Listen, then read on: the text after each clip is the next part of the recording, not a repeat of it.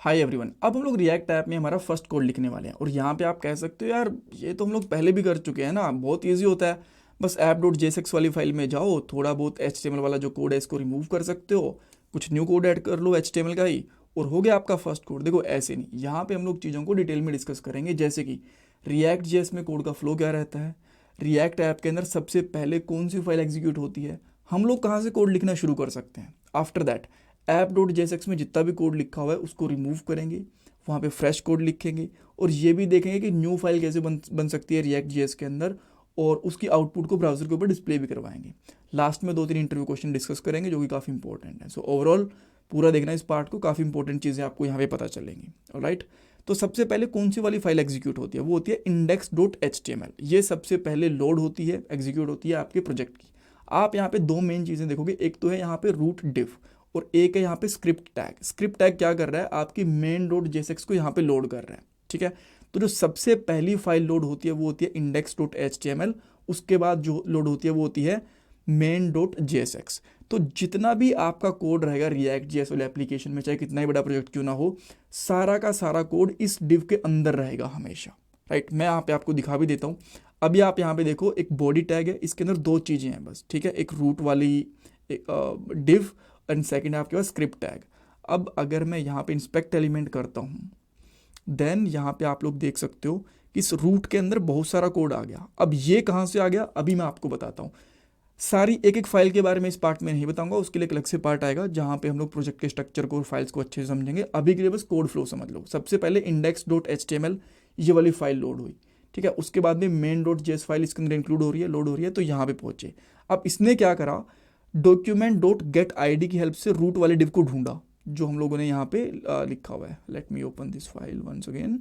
हाँ राइट, यहाँ पे इसको ढूंढा और जितना भी आपका ऐप वाला कोड है, ऐप वाली फाइल का कोड है, इसके अंदर इसको इंक्लूड करवा दिया। सो जितना भी इस ऐप वाली कोड में वाली फाइल में कोड लिखा हुआ है, main.jsx के थ्रू आपको इस रूट वाली डिव के अंदर दिख रहा है यहाँ पे। ठीक है, तो सबसे पहले index.html लोड हुई, उसके बाद में main.jsx, और main.jsx ने क्या करा, ऐप वाली फाइल को यहाँ पे इंक्लूड करवा दिया। ठीक है, अब जो ऐप वाली फाइल है ना, मैं अभी तो इसको ऐप बोल रहा हूँ यहाँ पे, बट आने वाले टाइम में मैं इसको बोलूँगा कंपोनेंट, बिकॉज जो रिएक्ट जेएस के अंदर जितना भी हम लोग कोड करते हैं ना, वो कंपोनेंट्स के अंदर ही करते हैं। अभी आपको कंपोनेंट्स के बारे में बहुत ज़्यादा पता नहीं होगा, अगर आप लोग फर्स्ट टाइम रिएक्ट जेएस पढ़ रहे हो तो कोई बात नहीं, आने वाले पार्ट्स में आपको समझ में आएगा। ठीक है, अभी के लिए इसको मैं फाइल बोलूँगा।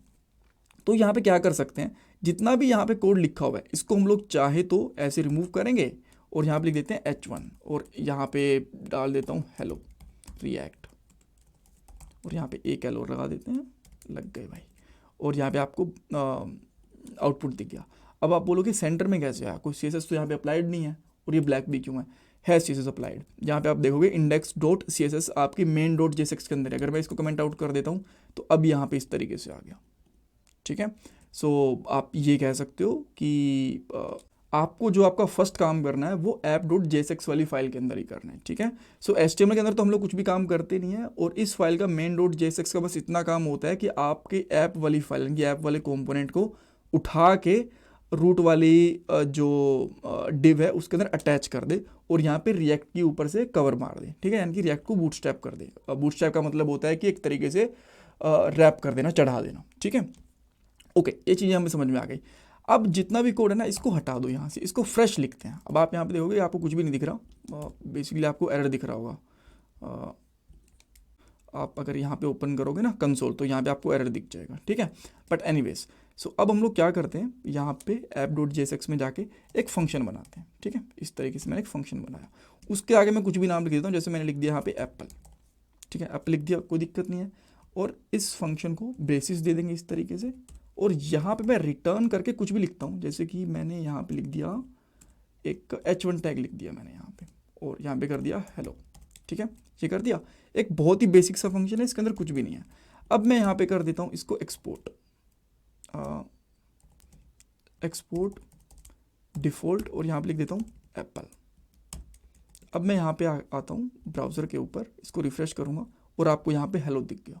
ठीक है, तो अब आप बोलोगे अच्छा जो ये फंक्शन बना है, ये रिटर्न कर रहा है, एक्सपोर्ट डिफ़ॉल्ट, ये सारी चीज़ें लिखी हुई हैं, क्या ये रिएक्ट की है? नहीं, ये रिएक्ट की नहीं है, ये सारी की सारी चीज़ें हैं कोर जावास्क्रिप्ट की। रिएक्ट का काम ये नहीं होता कि फंक्शन वगैरह बनाना है, ऐसी चीज़ों को करना है, ये तो कोर जावास्क्रिप्ट ही है आपकी, इसमें कुछ अलग से नहीं है।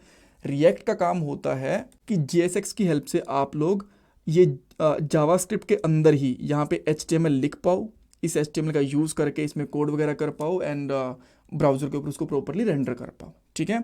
सो ये जो आपको यहाँ पे जितनी भी चीज़ें दिख रही हैं ये बेसिकली आपकी कोर जावास्क्रिप्ट की चीज़ें हैं, ठीक है।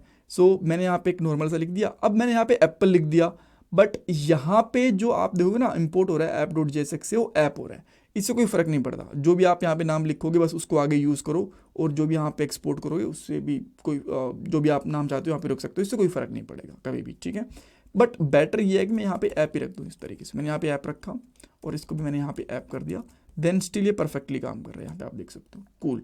अब मैं एक चेंज करता हूँ, इसका जो नाम है ना मैं यहाँ पे कर देता हूँ स्मॉल, और यहाँ पे मैं इसको स्मॉल कर देता हूँ बिकॉज जो स्मॉल है वही तो चीज़ मैं यहाँ पे एक्सपोर्ट करूँगा ना। ये कर दिया, और यहाँ पे आके अगर मैं यहाँ पे स्मॉल ऐप को डालता हूँ तो आप देखोगे, इवन मैं यहाँ पे भी स्मॉल ऐप कर देता हूँ इस तरीके से, तो देखोगे कि आप यहाँ पे एक एरर मिल रहा है आपको। ये एरर कुछ नहीं है, मैं आपको बहुत सिंपली बताता हूँ। ये कह रहा है कि भाई जो आपने यहाँ पे स्मॉल ए यूज़ करा है ना हर जगह पे, इसको कैपिटल ए में यूज़ कर लो इस तरीके से। देन बट ये ऐसा बोल क्यों रहा है, इसको स्मॉल से क्या दिक्कत है भाई?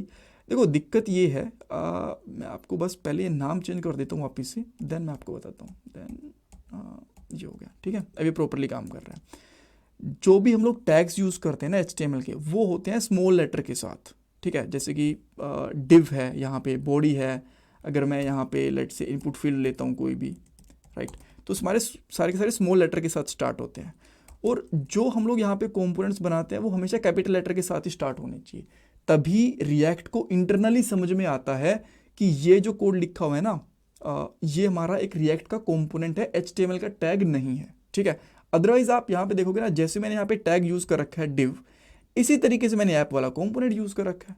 तो डिफरेंस कैसे समझ में आएगा? हमेशा जब भी आपको कंपोनेंट्स बनाने हैं, अब अगेन आप बोलोगे यार कंपोनेंट हमें पता नहीं, कोई बात नहीं, आपको आने वाले पार्ट्स में धीरे धीरे पता चलेगा उसके बारे में भी। अभी के लिए आप ये कह सकते हो कि जब भी हम लोग कोई भी ऐसे फंक्शंस बनाते हैं इस तरीके से, इनको कंपोनेंट बोलते हैं बेसिकली, तो आपको एक कैपिटल लेटर से स्टार्ट करना है और कैपिटल लेटर के साथ इनको यूज़ करना है। ऑलराइट, ठीक है। तो क्या क्या चीज़ें समझ में आ गई हमें? कोड का फ्लो समझ में आ गया, फर्स्ट फाइल कौन से एग्जीक्यूट होती है, कहाँ से कोड लिखना शुरू करोगे, app.jsx से। इसके कोड को रिमूव कर दिया, यहाँ पे एक बेसिक सा फ्रेश कोड लिख दिया। अब मैं थोड़ा सा यहाँ से ज़्यादा लिख देता हूँ, डिव बना लेता हूँ यहाँ पे, और डिव में करता हूँ यहाँ पे एक h1 टैग रिएक्ट, और सेकंड में यहाँ पे कर दे, और यहाँ पे कर देते हैं let's say step by step, ठीक है। ये कर दिया, आपको यहाँ पे दिख रहा है प्रॉपरली, इसके अंदर कोई दिक्कत नहीं है। बट अगर मैं ना एक क्या काम करूँगा, इस डिव को यहाँ से हटा दूंगा तो ये काम नहीं करेंगे। अब ऐसा क्यों? जब भी हम लोग React.js के इस कंपोनेंट में कोड लिखते हैं, अभी जिसको आप नॉर्मल फंक्शन कह रहे हो, आपको धीरे धीरे पता चलेगा ये कंपोनेंट है, इसके अंदर आपको ना एक रैपर चाहिए होता है। अगर आप multiple H1 tag directly use नहीं कर सकते हो, अगर एक यूज़ करोगे तो वो बढ़िया से काम करेगा, कोई दिक्कत नहीं है, एक यूज़ करो तो अच्छे से काम करेगा। यहाँ पे देखो कोई एरर भी नहीं है, नीचे से वाला भी चला गया रिफ्रेश करने के बाद। अगर मैं 2 यूज़ करूँगा तो वो डायरेक्टली काम नहीं करेंगे, आपको उनको रैप करना पड़ेगा एक डिव के अंदर, ठीक है। तो इस तरीके से पहले डिव लो, देन उसमें आप उसको रैप करोगे। ये आपको प्रैक्टिस फॉलो करनी है। इसको मैं यहाँ पे फॉर्मेट कर देता हूँ, ठीक है। तो आई होप यहाँ पे आपको काफ़ी सारी चीज़ें पता चली। अच्छा, एक न्यू फाइल कैसे बनाती है ये इसके बारे में बात कर लेते हैं। देन आप SRC के अंदर एक न्यू फाइल बना सकते हो, और मैं इसका नाम कर देता हूँ अभी के लिए लेट से हेडर कर देता हूँ इसका नाम, header.jsx। JSX की फुल फॉर्म क्या होती है आप मुझे कमेंट सेक्शन में बता सकते हो, आपको धीरे धीरे इसके बारे में पता चल जाएगा अगर आपको नहीं पता तो। देन अगेन मैं फंक्शन यूज बनाऊंगा, चाहो तो आप इसके कोड को कॉपी कर सकते हो, जो आपने यहाँ पे करा इसको कॉपी कर सकते हो, ठीक है। बट एनीवेज मैं इसको बना लेता हूँ फंक्शन, और यहाँ पे लिखूंगा ऐप, नोट हेडर लिखूंगा इस तरीके से, और इसको हम लोग यहाँ पे सिंपली रिटर्न करेंगे। एक डिव ले लेता हूँ और यहाँ पे लिख दूँगा हेडर फाइल, कोई लेट्स से H4 टैग वगैरह यूज़ करना है तो वो भी यूज़ कर लो। एंड इसको हम जो यहाँ पे करेंगे एक्सपोर्ट डिफ़ॉल्ट, यहाँ पे लिख देंगे हेडर, ठीक है। और अब इसको चाहो तो इसको यूज़ कैसे करोगे, बस सबसे पहले इसको इंपोर्ट करो मैन्युअली, अपने आप इंपोर्ट हो जाती है, कैसे मैं आपको बताऊंगा। यहाँ पे लिखो इंपोर्ट हेडर, और ये इंपोर्ट हो गई। देन आप इसको इस तरीके से लिखोगे ना, हेडर, तो ये आपको इसका आउटपुट यहाँ पे दिख जाएगा। यहाँ पे आपको दिख गया हेडर इस तरीके से, ठीक है। अब जैसे मैंने आपको बताया खुद से भी इंपोर्ट हो जाती है, VS कोड का फीचर होता है आपके प्रोजेक्ट में। अगर कोई कंपोनेंट है तो जैसे कि आप यहाँ लिखना शुरू करोगे तो आपको सजेशन मिल जाएगा, जैसे इसको एंटर करो ये अपने आप ऊपर से इंपोर्ट हो गया, इसको यहाँ से बंद कर दो, ठीक है। सो एक न्यू फाइल बना के उसको हम लोगों ने आउटपुट भी चेक कर लिया। आई होप यहाँ पे आपको काफ़ी सारी चीज़ें पता चली। एक बार फटाफट से रिकैप कर देता हूँ मैं। सबसे पहली फाइल जो लोड होती है वो होती है index.html।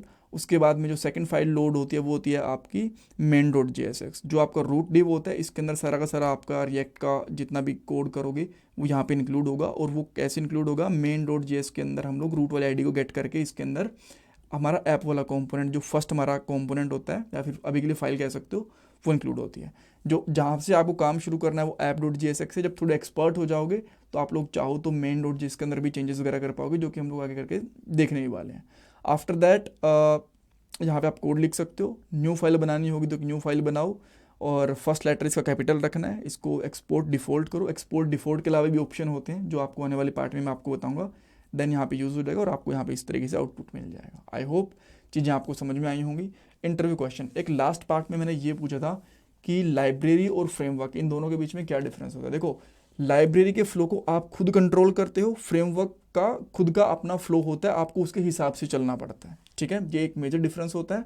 जैसे कि एंगुलर, उसके अंदर पहले से पता होता है कि आपको कहाँ पे कैसी फाइल बनानी है, कैसी फाइल नहीं बनानी है।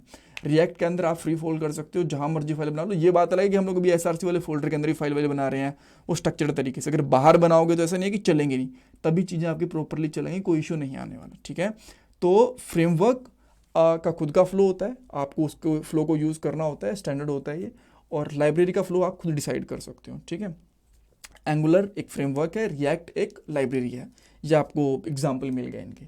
आफ्टर दैट आप कभी न कभी आपको ये देखने को मिल सकता है कि यहाँ पे JSX लिखा हुआ है, कभी कभी यहाँ पे TSX भी लिखा दिख जाता है। TSX का मतलब होता है टाइप स्क्रिप्ट XML और इसका मतलब होता है जावास्क्रिप्ट XML, ठीक है।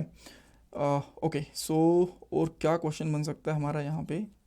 हाँ, फर्स्ट फाइल कौन सी लोड होती है ये मैंने आपको बता दिया, इंडेक्स वाली। आफ्टर दैट ये भी मैंने आपको बता दिया कि फर्स्ट लेटर को कैपिटल क्यों रखते हैं, अगर आपसे कोई पूछेगा। Thank you so much. Please video को लाइक करना, चैनल को सब्सक्राइब करना, कमेंट सेक्शन में फीडबैक देना। ये मेरा गूगल पे और पेटीएम का डोनेशन नंबर है अगर आप लोग डोनेशन करना चाहते हो। Thanks guys.